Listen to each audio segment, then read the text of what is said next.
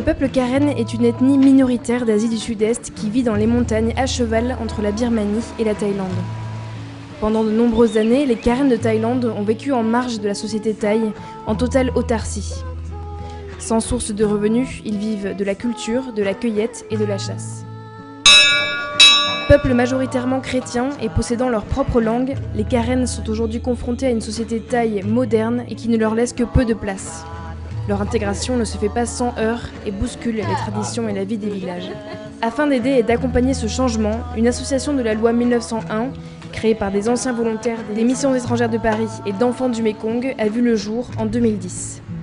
Elle veut promouvoir et mettre en place des projets de développement pour les Karen thaïlandais de la région du Tak, afin d'apporter au village une ouverture sur l'extérieur et une vision de l'économie. En plus de l'intérêt économique que ça apporte au village, évidemment, il y avait la volonté de la part du père Alain, qui est un peu à l'origine du projet avec Alexis Balmont, de préserver le savoir-faire des Karen, notamment avec le tissage.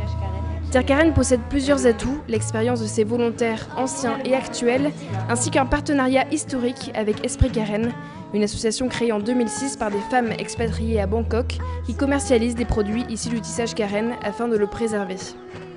Ces atouts permettent à Terre Karen d'optimiser et d'inscrire dans un cadre global les deux projets actuels.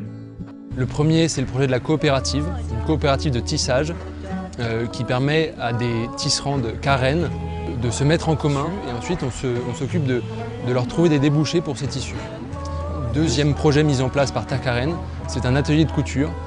L'atelier de couture a été monté par une volontaire qui s'appelle Claire Scaramus au village de Meway, donc au même village que la coopérative, et ainsi de pouvoir créer des produits à partir des tissus tissés par les tisserandes. À l'avenir, Terre Karen veut rendre autonomes ces projets pour qu'ils soient gérés entièrement par les Karen eux-mêmes.